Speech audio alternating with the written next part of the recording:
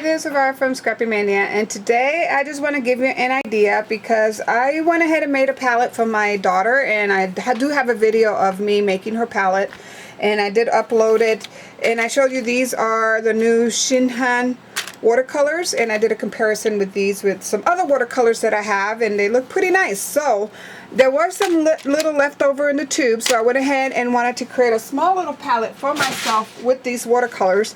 And I just found these little nifty little containers. This was at the dollar store, so I squared them out here and made my own little palette. I put the cool colors on the blue area, and this one moved a little bit, so once you wet it again, it will stay in place, but that was there.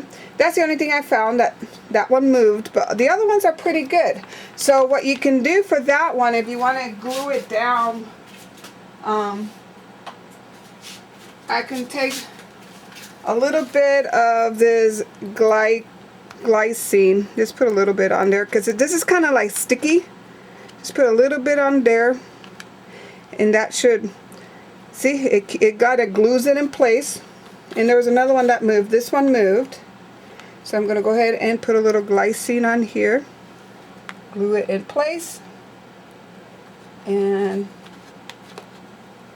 it won't hurt your watercolors. Let me bring this one up. I don't have fingers or nails. There was a little glycine that fell on this, and that will glue it in place there. And then when you re-wet it, it's just going to kind of act like a glue.